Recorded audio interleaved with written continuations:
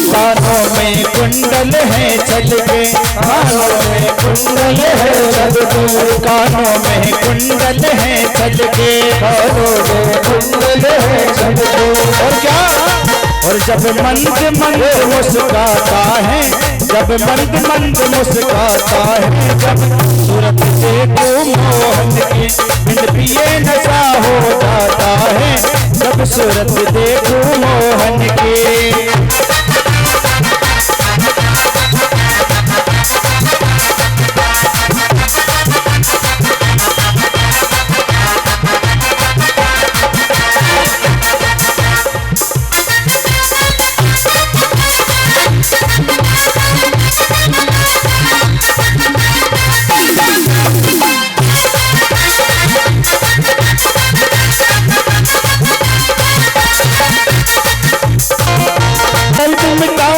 जीवन के दुख दर्द मिटाए, जीवन को दुख दर्द मिटाए, जीवन को अंदाज निराले हैं उनके, दुख दर्द मिटाए जीवन के, दुख दर्द मिटाए जीवन को, दुख दर्द मिटाए जीवन के।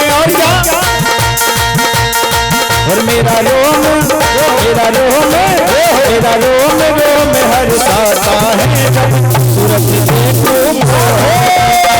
ये नशा हो जाता है, जब सूरत देखो मोहन के, हो जाता है जब सूरत देखो मोहन के, बिन पिए नशा हो जाता है, जब सूरत देखो मोहन के, जब सूरत देखो मोहन की, जब सूरत देखो मोहन की। या तेरी आरती सारा संसार करेगा हाथ जोड़ के, श्यामा तेरी आरती कन्हैया। जीवन करते हैं, इसमें तो बहुत आनंद है, इसमें बहुत आनंद आता है। बच्चों ने छोड़ दिया, ऐसा करंट गुरुजी को लगा कि वो भी नाचने लगे। अब प्रहलाद गदगद हो गया। कोई कीर्तन करते करते गिर पड़ता है, कोई आनंद विवल होकर गिर पड़ता है, फिर से पुनः उठकर नाचने लगता है कोई। पूरा वातावरण जो है प्रहलाद ने कीर्तनमय कर दिया, नारायणमय कर दिया। ऐसा कीर्तन हुआ। अब हिरण्यकश्यप आए और आकर देखा, अरे यहाँ तो सब नाच रहे हैं, गुरुजी भी नाच रहे हैं, गुरुजी भी नाच रहे हैं, साथ में सैनिक भी नाच रहे हैं। और यदि कीर्तन करते करते प्रहलाद हिरण्यकश्यप को छू लेते तो बिना नाचे हिरण्यकश्यप भी नहीं रहता, लेकिन प्रहलाद ने उसको छुआ नहीं। जोर से मुष्टिक का प्रहार जमीन पर किया। अब जोर से आवाज हुई तो कीर्तन बंद हो गया। ये सब क्या हो रहा है? क्यों गुरुजी? गुरुजी बोले, हे महाराज, आपसे हम सत्य कहते हैं, हम तो प्रहलाद को मना करने आए थे, लेकिन इसको छूते ही ऐसा करंट लगा कि हम भी नाचने लगे। परंतु सुनिए महाराज, हे महाराज, आनंद बहुत आया। हिरण्यकश्यप क्रोधित होकर बोला, एक तो बच्चों को ये है कि सारा संसार बैरी हो जाता है। कोई कहता है अरे बड़ा भगत जी बनता है, बड़ा ज्ञानी बनता है। कोई कहता है इसको बहुत अभिमान हो गया है, इसको बहुत गरूर हो गया है। कोई कहता है बड़ा मौनी है, कोई कुछ कहता है, कोई कुछ कहता है। भक्त के सिद्धांत से सब विमुख हो जाते हैं, लेकिन भगवान का भक्त सबकी सुनता है। भगवान भक्त की सुनता रहता है, उसके मन में निरंतर नारायण का जाप चल रहा है। प्रहलाद जी नारायण का जाप कर रहे हैं। हो मंत्र जाप मम दृढ़ विश्वास, मंत्र जाप मम दृढ़ विश्वास, पंचम भगत वेद प्रकाश, पंचम भगत वेद प्रकाश, भगत ज्ञान ज्ञान विरागा, भगत ज्ञान ज्ञान विरागा, जोग चरित्र रहे सुभागा, जोग चरित्र रहे सुभागा, जोग करे जस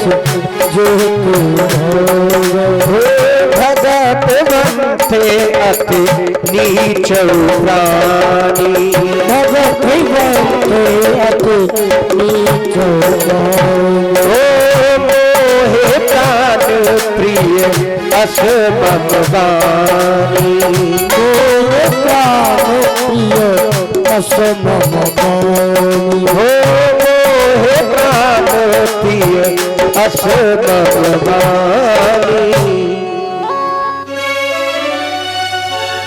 रामायण में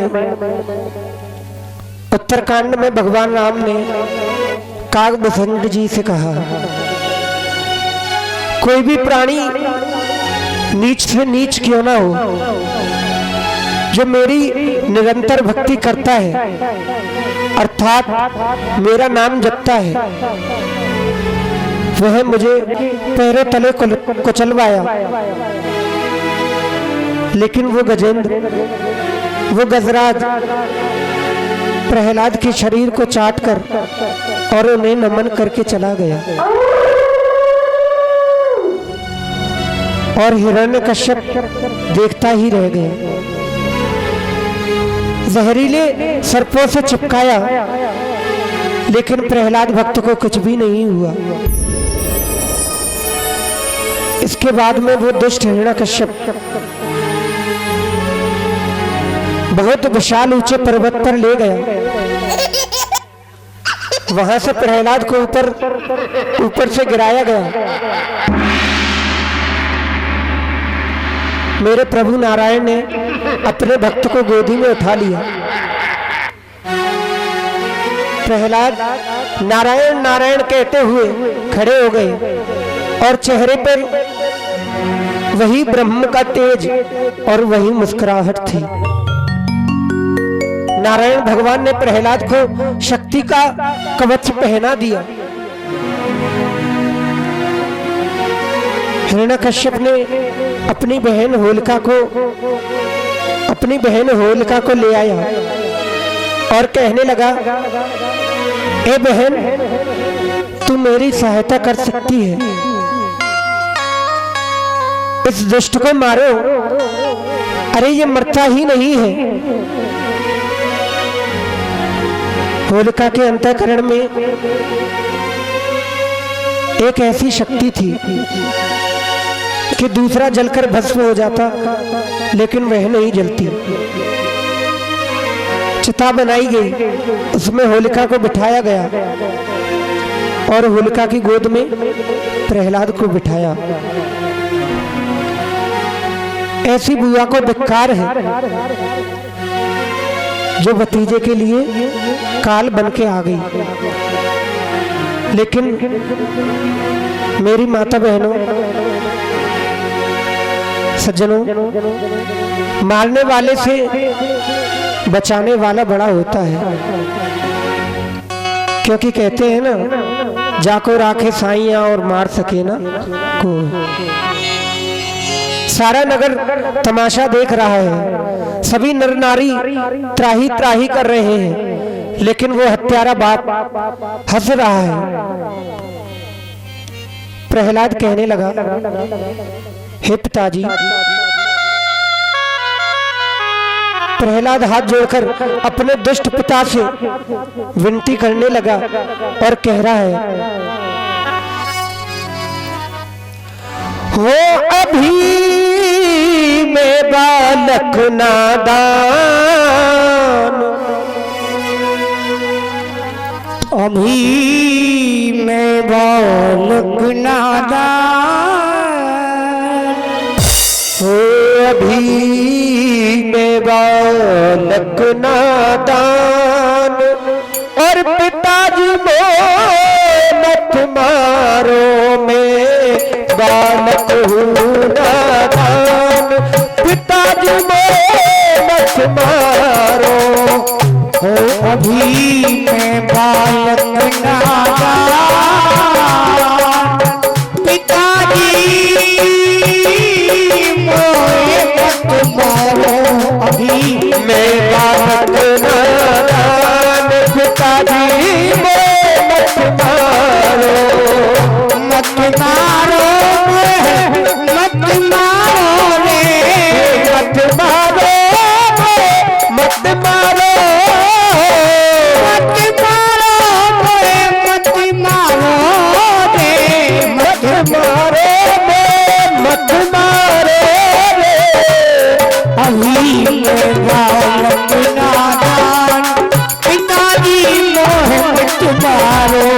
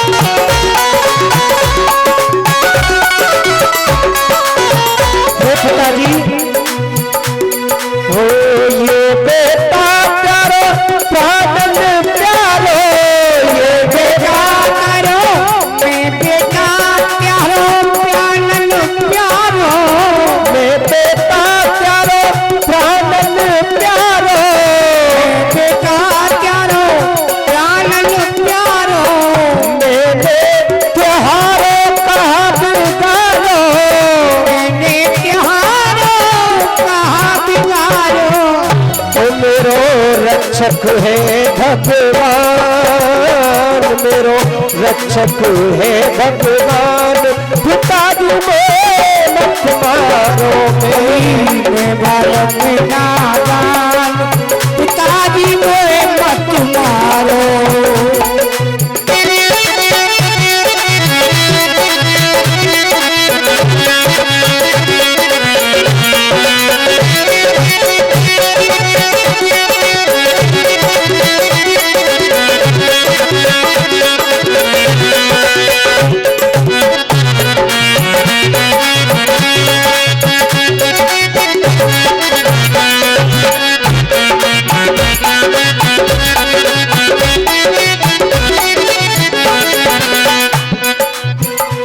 अरे हाथी के पैर में डलवायो, हाथी के पैर में डलवायो, हाथी के पैर में डलवायो, हाथी के पैर में डलवायो, ऊंचे पर्वत से गिरवायो, ऊंचे पर्वत से गिरवायो, प्रभु आए बचाए लिए प्राण, प्रभु आए बचाए लिए प्राण।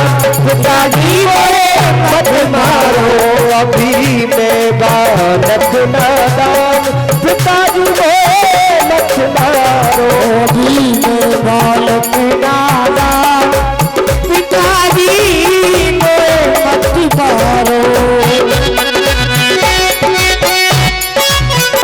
मैं जलवायो हुआ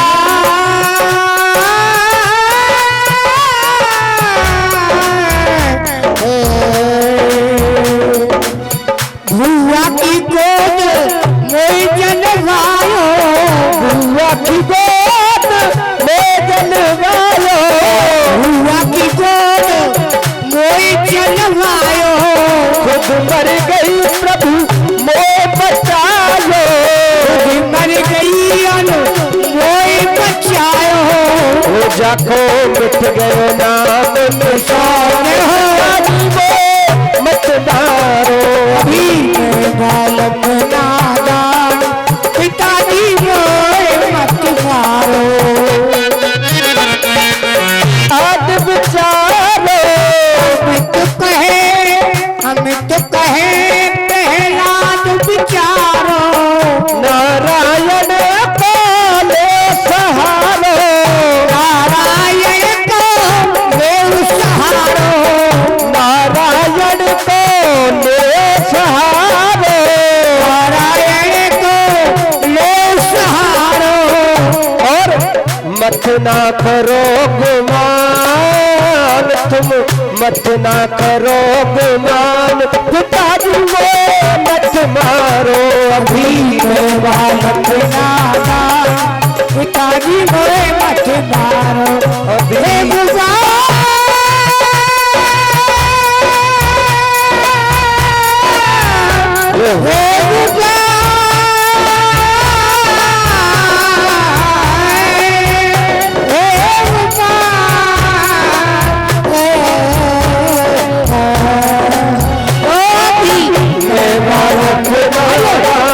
पिताजी मत मारो अभी मैं बालक नादान, पिताजी मत मारो अभी मैं बालक नादान, पिताजी मत मारो अभी मैं बालक नादान, पिताजी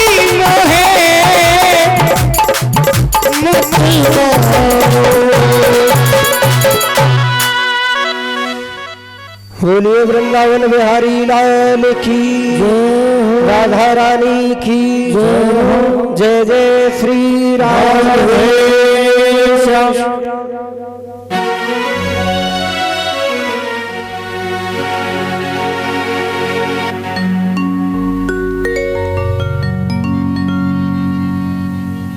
कहने लगे अरे दुर्वनीत,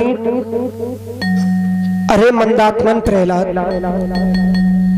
मैंने तुम्हें समझाने का बार बार प्रयास किया, लेकिन तुमने मेरी एक बात नहीं सुनी। आज यमराज के पास जाने से तुम्हें कोई नहीं रोक सकता। अरे किसने तुमको इतना बड़बोला बनाया है, इतना उद्दंड तुमको किसने बनाया? मेरी परवाह किए बिना मेरे विद्यालय में तुमने कीर्तन किया और सबको कीर्तन में नचाते हो। मेरे शत्रु के नाम का कीर्तन करते हो। आज तुमसे बाद में निपटूंगा, पहले उसी से निपट लेता हूँ। बताओ तुम्हारा नारायण कहाँ है? प्रहलाद बोले पिताजी, नारायण तो सभी जगह है, नारायण तो सर्वांतर्यामी है। मेरे नारायण तो सर्वत्र रहते हैं, केवल मेरा मालिक है ऐसा नहीं। वो आपके अंदर भी है। आपके अंदर जो बोलने की जो शक्ति है वो उसी के द्वारा प्रदत्त है, उसी ने वो शक्ति आपको दी है। फिर इसी का नाम लेने में क्या बुराई है? कहने लगे अरे लेकिन वो है कहाँ? बोले हे पिताजी वो तो सर्वत्र है, सब जगह है। सूर अनेक फिरे खड़ मांगत जो पे पद सूर ससाद कहाँ, पुन ताल मंजीरा बजाती फिरे, मीरा मतवारी सी चाका। सियारा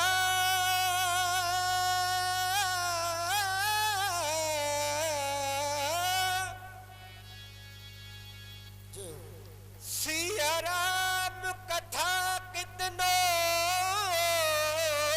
ने लिखी, फिर तुलसी जैसी मर्याद कहाँ। नरसिंह बसे प्रतिखंबन में, पर कारण को प्रहलाद कहाँ। हे पिताजी, नरसिंह तो आज भी प्रत्येक खंबे में है, प्रत्येक खंबे में रहता है सज्जनों, पर उसे निकालने को प्रहलाद नहीं है। बोले इस खंबे में है, मुझे दिखाई देते हैं, सारी प्रजा स्तब्ध है। छोटे से बालक ने कह दिया इस खंबे में है, मुझे दिखाई देते हैं। हिरण्यकश्यप ने कहा जब तलवार उठाकर जोर से प्रहार खंबे में किया,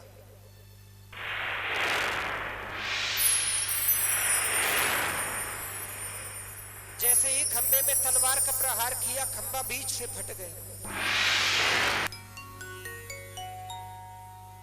उसमें से नरसिंह भगवान प्रकट हो गए। बोलिए नरसिंह भगवान की जय हो।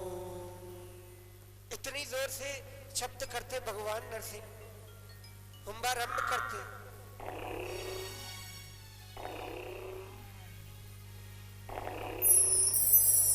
बड़ी दाढ़ी, बड़ी बड़ी मूछें, बड़े बड़े दांत दिखाकर जब हुंबारंभ किया, सब डर गए। एक बार तो हिरण्यकश्यप इतनी जोर से शब्द सुनकर वहीं गिर पड़ा। उनका विकराल स्वरूप देखकर भयभीत हो गया। अपने नन्हे से बालक की बात की रक्षा के लिए भगवान प्रकट हो गए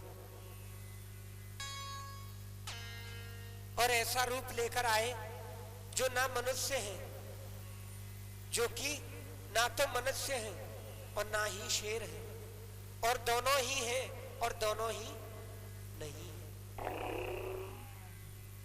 लेकिन भगवान के सामने समस्या है। भगवान के सामने एक समस्या है। क्या समस्या है? कि वो हिरण्यकश्यप को दिन में नहीं मार सकते। अब युद्ध करते करते जब सायंकाल का समय आया, गोधूल की बेला आई, नरसिंह ने दौड़कर हिरण्यकश्यप को पकड़ लिया और दरवाजे के बीच में बैठकर अपनी जंगार पर डाल लिया। नरसिंह भगवान बोले अब हम तुम्हें मारेंगे।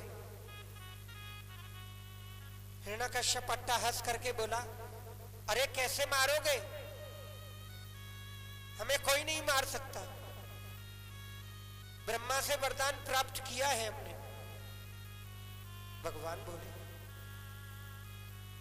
क्या मांगा है तुमने ब्रह्मा से? तुमने जितने वर मांगे सब मैंने पूरे किए। वो सब मैंने पूरे कर दिए। हिरण्यकश्यप बोला, मैंने पहला वर मांगा कि दिन में मरूं ना रात में मरूं, दिन में मरूं ना रात में मरूं। भगवान बोले, ये तुम ही बताओ कि ये दिन है कि रात है। हिरण्यकश्यप बोला, ये तो दोनों है और दोनों ही नहीं है, ये तो गोधूलि की बेला है, लेकिन फिर भी आप मुझे मार नहीं सकते। मैंने ब्रह्मा से ये भी वर मांगा था कि मैं बाहर मरूं ना भीतर मरूं। भगवान बोले, ये भी तुम बताओ कि तुम बाहर हो या भीतर हो। हिरण्यकश्यप बोला, अभी तो आपने मुझे देहरी में डाल रखा है, लेकिन आप मुझे मार नहीं सकते। मैंने ब्रह्मा से ये वर भी मांगा था, ना मैं अस्त्र से मरूं और ना शस्त्र से मरूं। भगवान बोले, मैं नाखूनों से तुम्हारे पेट को चीरूंगा, ये अस्त्र भी नहीं है और शस्त्र भी नहीं है। हिरण्यकश्यप बोला, फिर भी आप मुझे मार नहीं सकते। मैंने वर मांगा था, ना मैं पशु से मरूं ना मनुष्य से मरूं, फिर कैसे मारोगे आप मुझे? भगवान बोले, अब ये भी तुम ही बताओ, हम तुम्हें पशु नजर आते हैं या देखने में मनुष्य नजर आते हैं? हिरण्यकश्यप बोला, आप ना ही पशु नजर आते हैं, मनुष्य भी नहीं हो, दोनों ही हो और दोनों ही नहीं हो। ऐसा रूप तो मैंने कभी किसी का नहीं देखा, शेर का मुंह और मनुष्य का शरीर। पता नहीं तुम कौन हो, लेकिन मैंने ब्रह्मा से वरदान मांगा था कि 12 महीनों में किसी भी महीने में नहीं मरूं। भगवान बोले, ये 13वां महीना मैंने तुम्हारे लिए ही बनाया है, पुरुषोत्तम मास। बोला, अरे महीने 13 भी होते हैं क्या? मुझे नहीं मालूम था, मालूम होता तो नहीं तो 13 महीने मांग लेता ना। लेकिन फिर भी आप मुझे नहीं मार सकते, क्योंकि मैंने ब्रह्मा जी से अंत में यह वर भी मांगा था। हे विधाता, सृष्टि में आपके द्वारा बनाई हुई किसी भी चीज से मैं नहीं मरूंगा। अब भगवान बोले, अरे हमें ब्रह्मा थोड़ी ही बनाता है, ब्रह्मा को तो हम खुद बनाते हैं। बोला, तो फिर आप कौन हो? मैं नारायण हूं। जैसे ही उसने सुना कि ये नारायण है, उनकी गोद से छूटकर तलवार उठाने के लिए दौड़ा। प्रभु ने पकड़कर उसे अपनी जंघाओं पर पटका और हुंबारंभ करते हुए अपने नाखूनों से उसके पेट को चीर दिया। प्रभु ने उसकी आंतड़ियों को निकालकर अपने कंठ में धारण कर लिया।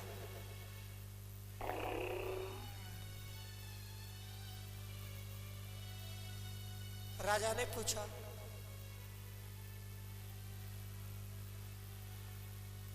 अंतड़ियां निकालकर प्रभु ने गले में क्यों पहन ली? तो सुखदेव जी बोले,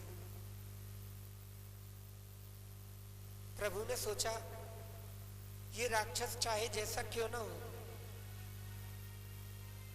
इसने प्रहलाद जैसे भक्त को जन्म दिया है।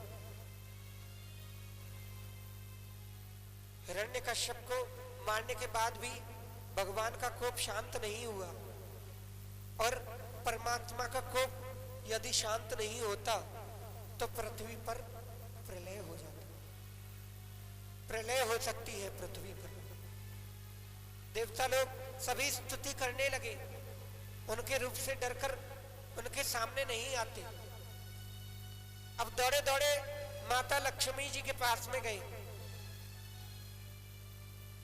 माता लक्ष्मी कृपा करें तो शायद प्रभु का कोप शांत हो जाए। अब लक्ष्मी जी बोली, हे देवताओं क्या बात है? माता आज भगवान बहुत कुपित हो रहे हैं, आप शीघ्र पधारो। अब माता लक्ष्मी को क्या मालूम, यहां भगवान अपना विचित्र रूप बब्बर शेर बने विराजे हैं। माता लक्ष्मी तो कृपा की सागर है, वो तो कृपा की मूर्ति है। ब्रह्मा जी से बोली, आप लोग डरिए नहीं, वैसे उनको तो कभी क्रोध आता नहीं, और यदि क्रोध में है तो मैं उन्हें संभाल लूंगी, ऐसा लक्ष्मी जी बोली। अब लक्ष्मी जी जैसे वहां आई, लक्ष्मी जी वहां जैसे ही आई, भगवान का वैसा रूप उन्होंने ना तो कभी देखा था और ना ही कभी सुना था। वे नरसिंह भगवान के पास पहुंची। नरसिंह देव ने लक्ष्मी जी को देखते ही हुंबारंभ करना शुरू कर दिया। अब लक्ष्मी जी भयभीत हो गई, अरे ये तो भगवान विष्णु नहीं है, अरे ये तो कोई जंगली शेर है। वहां से ऐसी दौड़ लगाई लक्ष्मी जी ने कि सीधे बैकुंठ में जाकर ही दूसरी सांस ली। नारद जी ने कहा, चाहे ब्रह्मा जी स्तुति करें, चाहे शिव जी तांडव करें, चाहे परम वंदनीय माता लक्ष्मी जी आकर मनाने का प्रयास करें, परंतु जब तक नरसिंह देव के सामने प्रहलाद नहीं जाएगा इनका कोप शांत नहीं होगा। ब्रह्मा ने प्रहलाद को भेजा। प्रहलाद को देखते ही नरसिंह देव ने उनको अंक में भर लिया। प्रेमाश्रुओं से उनके मस्तक को भिगो दिया, जीभ निकालकर उनको चाटने लगे। बड़े बड़े देवता बड़ी तपस्या और स्तुति के माध्यम से उनको शांत नहीं कर सके। हे हरि, हे नरसिंह देव, आप शांत नहीं कर सके, आपको शांत नहीं कर सके। ऐसा उग्र रूप देखकर सब भयभीत हैं, सभी भयभीत हो रहे हैं। और मेरे पास तो कोई ज्ञान का अवलंबन है नहीं, किसी को कर्म का अवलंबन है और किसी को भक्ति का आश्रय है, और मैं तो किसी काम का नहीं हूं। लेकिन मैंने आज प्रत्यक्ष देखा है गोपाल। अब प्रहलाद जी बोले, हे भगवान, प्रहलाद जी कहते हैं,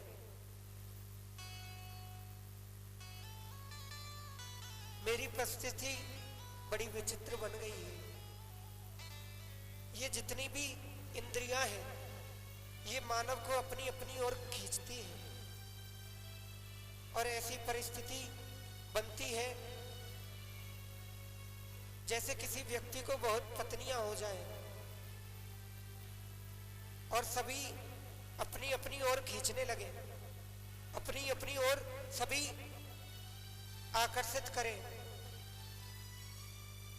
ऐसे ही ये इंद्रियां मुझे अपनी ओर खींचती हैं, और सबसे खतरनाक इंद्रिय का नाम है जीव, जिह्वा। और शास्त्र कहते हैं जिसको इंद्रियों को जीतना है वो सबसे पहले जीव को जीते। अब भगवान बोले, कुछ तो मांगो बेटा। मैं तुम्हें देने को मन होता है मेरा। मैं तुम्हें कहता हूं, अरे कुछ तो मांगो। तो प्रहलाद जी बोले, हे प्रभु, मुझे एक वर दे कि जीवन पर्यंत मेरी आपसे कुछ मांगने की इच्छा न हो, सिवाय आपके युगल चरणार बिंदों को। प्रहलाद कहने लगा, हे प्रभु, एक बात तो मैं आपसे निवेदन करना भूल ही गया। मेरे पिता महाराज ने आपकी बहुत निंदा की है, इसलिए हे नाथ, ऐसी कृपा कीजिए कि मेरे पिता महाराज की दुर्गति ना हो, मेरे पिता को मोक्ष मिले।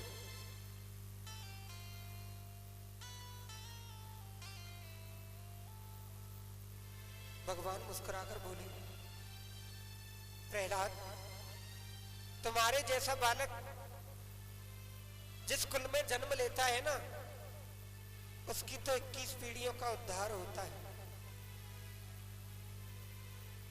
7 पीढ़ी मातृपक्ष की और 7 पीढ़ी पितृपक्ष और ससुर पक्ष की 7 पीढ़ी।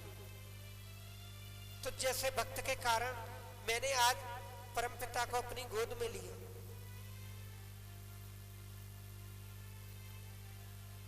गोविंद के नाम में ये सामर्थ्य है। हम कितने भी ऊंचे पद पर बैठे हों, गोविंद के नाम स्मरण के बगैर मोक्ष नहीं मिल सकता है। इसलिए चैतन्य देव ने कहा, परमात्मा के नाम से बढ़कर मुक्ति का कोई साधन नहीं है। और मन भजले सीताराम। सभी भक्त तालियों की सेवा करते हुए कहेंगे क्या? मन भजले सीताराम और राम, तेरे कष्ट हरेंगे सावरिया।